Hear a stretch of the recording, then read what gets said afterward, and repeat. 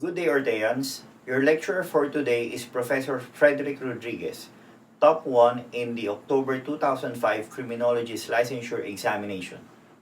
Don't forget to subscribe and hit the bell button to receive the latest updates. Take it away, Fred. Morning, Orteans. Good morning. Good morning. Hello, everything. Hindi sumasagot. Yeah.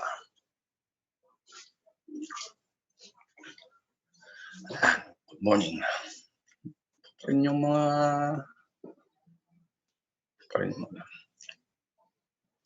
Okay. So, last na natin sa last day na natin for question and answer. At least dun sa 3 subjects natin. Ito ay traffic management and accident investigation. So ano yung mga pwede nyong asahang madalas na topic dito? Of course, yung traffic signs, okay, some laws, ano ba? Yung iba pang LTO exam actually sa mga sa driver's license. Okay. Ano ba? Then some situational items in relation to traffic accident investigation. Okay? Pero ang madalas dyan actually yung mga traffic signs and road signs. O kung tawagin, yung in general, they call it traffic control devices. Kasi di ba merong traffic sign, may pavement markings, meron pang traffic lights. Okay? So, akala nyo lang simpleng topic, pero minsan kayang gawan ng examiner yan ng mga tricky questions. Okay? So, lahat tayo sa classroom ay 26 students. So, balik 28, including Attorney Rudy. So, nadagdagan ng isa. Okay, tingnan ba natin, dadagdag pa yan. Sayang din. Okay. Sige. So, habol na lang siguro yung iba.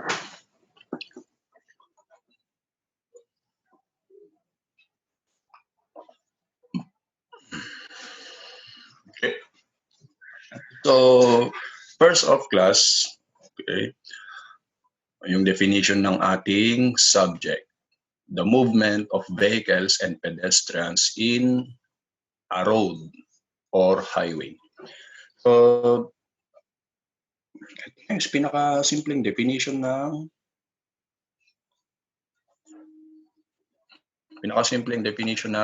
traffic. Okay, traffic. Now, in a class, traffic kasi, in one word, pareho lang siya ng movement. Yan lang yan. Right? Traffic also known as movement.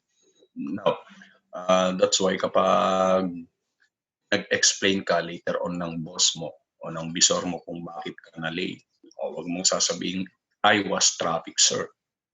Okay, so sabihin mo, you were caught under heavy traffic and all that.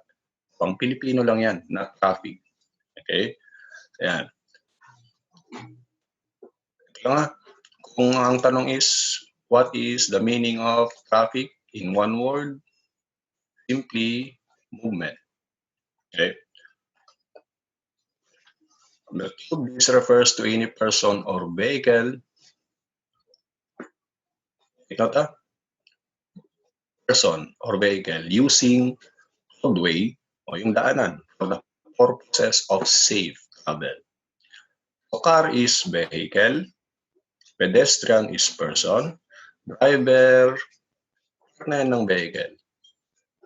So the best answer now is, para pasok lahat yan, is okay, very good, traffic unit. Okay, traffic unit, sorry. Right? Yan. Traffic unit, letter D. Right?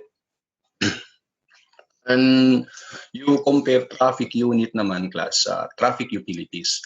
Ito yung mga constructed installation or device or anything designed designed to be used by public for purposes of conveyance. So ano itong mga traffic utilities? Traffic utilities are not public utilities. Okay? Ito yung mga kalsada, daanan, traffic signs, road signs, traffic lights. Ayun yung mga traffic utilities. Okay? So, otherwise stated class, kung merong traffic utilities designed to be used by the public for conveyance or transport or movement, sino naman ang gagamit ng utility? The traffic unit. Okay. Then, ito yung mga traffic utilities. Okay. Utilities, traffic lights, road signs, okay. Pavement markings, mga pavement markings. At ito naman ngayon yung mga traffic units.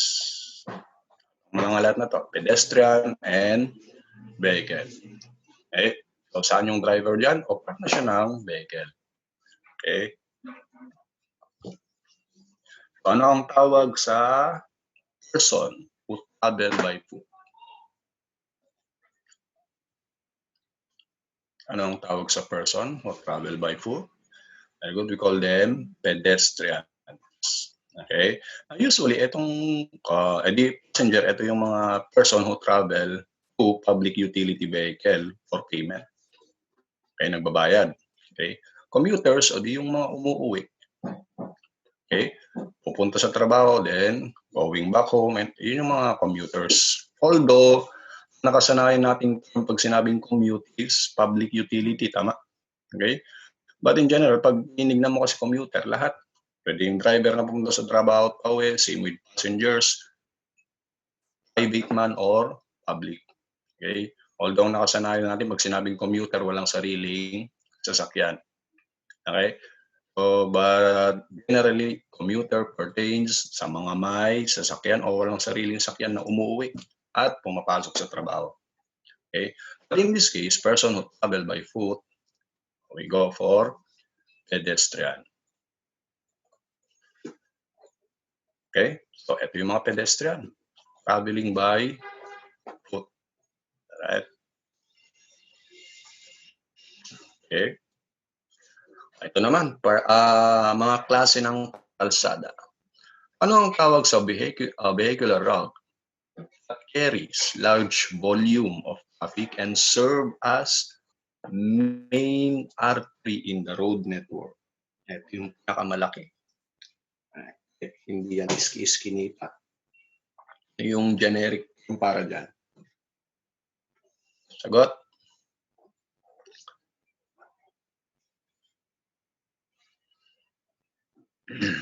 Sagot? Main artery. Come on. Subukan nyo. Very good. Okay. Answer is, ayun yung tinatawag nating major highway. Okay. Ang major highway, actually, kasama na dito yung mga provincial road, national road, lalo-lalo na basta serves as main artery. Yun yung highway kung tawagin. Okay. Tapos yung mga pinaka-iskinita na, di yun yung kanyang mga minor artery o iskinita and all that. Okay. Minor road, something like that. Okay. So, kumbaga ang provincial road connect sa national road, ang major road doon, major highway, yung national road. Okay? Kung yung barangay road naman, kumonekta sa provincial or city road, yun naman, yung city road or provincial road, yun naman yung consider natin as major highway. Basta yung pangalan, nakaserve dito sa purpose niya. Cater large volume of vehicular traffic and serve as main artery, major highway. So, pwede niyong bilugan to para hindi na makalimutan. Okay? Ano naman mga skyway and ito, part ng definition to. Thoroughfare class, also known as thoroughfare is also known as road. Pareho lang yan. Kapag sinabing major thoroughfare, major road. Okay? But technically, strictly, mas accurate yung term na major highway kaysa sa major road. Although, lang sila actually. Okay? But for the purposes of board exam, ito ang i-memorize in relation to the topic kung ano yung main artery that carries large volume. Okay? Sa Pilipinas, ito yung ano natin, major highway, yung Pan-Pacific Highway. Okay? Actually, ito, hindi na, mayroon pang loop actually, kaya nga tinawag na Philippine Loop. Okay? Emphasize. Okay? Ito yung, yung Maharlika Highway. Okay? Dire-diretso yan. Connected.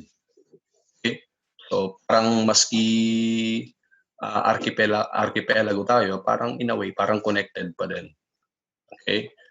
Major highway. Ito yung national, maintained by national government. 2DPWH. Alright? Of course, hindi lang ito yung major highway natin. Marami yan, syempre. Okay? Just to emphasize. O yung later on, pag okay na tayo sa pandemya ha, baka merong nagmomotor dyan. Baka pwede nyo yayaing ikutin ang Philippine Loop. Sinong nakaikot na neto? Sinong mga mahilig magmotor dyan? Ayan. Okay? Pampatanggal yan? Pampatanggal stress. If you want to learn more from him, take our Road to 1 Million challenge. If this channel hits 1 million subscribers, we will release the rest of his lectures. Or you can watch the rest of his lectures now by enrolling in Ortea Criminology Review. Just message us on our Facebook account for more details. See you soon, Orteans!